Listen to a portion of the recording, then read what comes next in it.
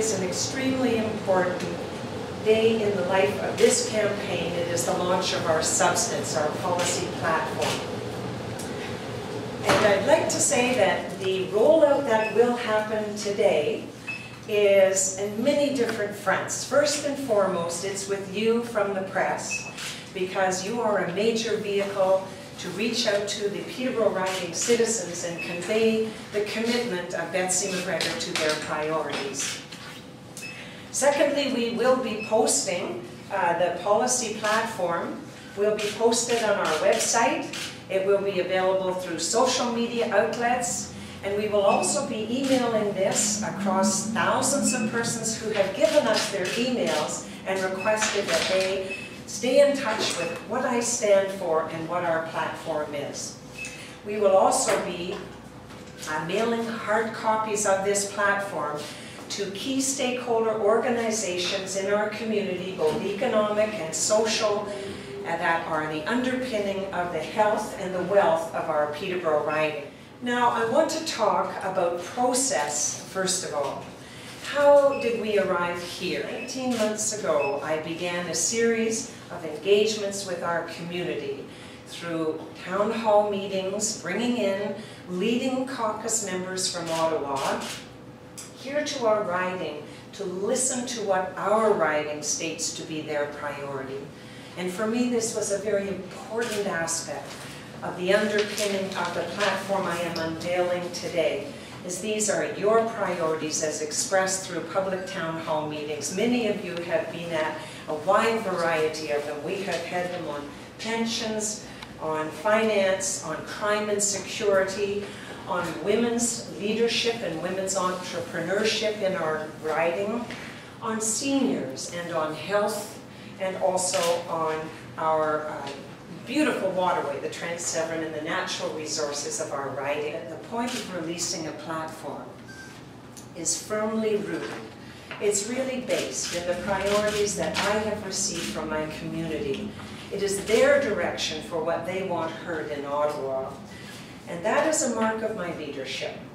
My style of leadership is going to be a style that takes the Peterborough priorities to Ottawa, that listens carefully to its constituents. I will, as your future Member of Parliament, and take your priorities to Ottawa and not the reverse. My goal to be your leader, your advocate, your voice of the priorities here up in Ottawa. So I wanted to say first that it's rooted in our own community, and the platform I'm releasing is your platform, your priorities. And I want you to know that we have a platform, but next I want you to know that it's evolving. We are open. We are always open to shifting grounds as the times shift, as the needs of our community shift. This is not something in stone. This reflects our priorities today, as harvested over 19 months of listening to the community. So again, it will evolve as our needs evolve as a community, but it's a good solid starting point. So I have transparency, and I want to be held accountable. What I say I do is not going to evaporate the day after an election. It's not an empty promise that is made to capture votes that will then disappear once I have become a new Member of Parliament. I want to be held accountable. You've given me your priorities, and I will stand behind your priorities. Now, as we look at the document together, there are two aspects of the document. And the first is a set of commitments. Commitments that I can make as a Member of Parliament. And this is using my own MP's budget. And I can deliver on these commitments to you. And for example, that is that as your representative, I'm going to be opening a satellite office, a satellite constituency office in the rural parts of the community. I want to be accessible, and I want to be available. And not just to one party or another. A Member of Parliament represents all of the constituents, county and city. All party lines are those that have no party line. Persons in need, the constituents. So that everyone has an access to me personally as your Member of Parliament, and I have the privilege of hearing you directly where you live. Secondly, I want you to know that I will be publishing on the website my expenditures. You will always know how I am using your hard-earned taxpayers' money. This is my commitment, that you will be receiving on the website a very transparent disclosure of how I, as a Member of Parliament, am using your taxpayers' dollars to serve you. And the third commitment, which I make as a Member of Parliament, is to never abuse my privilege in the mail-outs to my riding containing very politically partisan propaganda. The use of a 10% flyer to the homes of Peterborough constituents is meant to engage you sincerely, to seek your response to policy, and to alert you to the policies that are happening in Ottawa so that I really reflect your priorities. Those are examples of the commitments that I'm making today in the policy release that I can directly state I can execute with the budget of myself as a new Member of Parliament. I intend to be an advocate for this riding. You can be sure any policy discussed in Ottawa, they will hear, if it's relevant to our riding, they will hear the voice of the Peterborough riding being stated through the Member of Parliament. I will not stay hushed if it doesn't agree with the Prime Minister. I will not stay hushed if it impacts on my constituents. I have a responsibility to carry your voice and to be your advocate in Ottawa, and that is what I will do. I will advocate for you on all policy that matters to us as a riding. The platform has two sections, and I'm going to put these at the heart and core of how I will become your Member of Parliament. And those are jobs and jobs creation for our riding, and secondly, health. Health, healthcare, home-based healthcare, two very fundamental commitments substantively, jobs and health. Secondly, I want you to know that I will be focused very carefully also to take care of seniors in Peterborough riding. Most of us know that this is the second oldest riding in Canada. You can be assured that I will be the strongest ever champion of seniors and workers. Workers who have lost their jobs, workers trying to reposition themselves for the economy, workers who don't have pensions. 75% of us in the workforce are not protected by pensions. I will be a workers' advocate. Thirdly, the small businesses. Do you know small businesses are the fire in the engine of the economy of Canada? And I'm very proud here locally that the Women's Business Network is the largest women's business network in the country.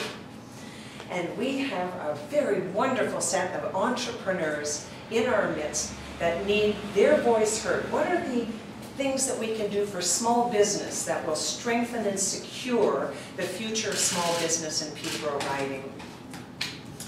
And then finally, professionals in our midst doing world-class research, positioning our riding for the knowledge-based global economy. So I will be working hard for professionals, working hard for workers, and at the very core is the family, and taking care of the family in Peterborough riding, county and city.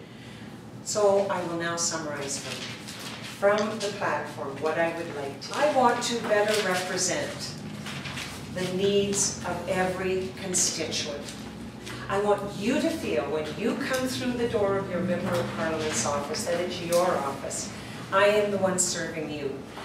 And there are measures in my platform that tell you how I intend to take better care of the residents as a Member of Parliament. I want to better prepare our children for jobs of the 21st century. But I want our children, my son and others, to be positioned for the jobs of the 21st century. And fourth, new jobs.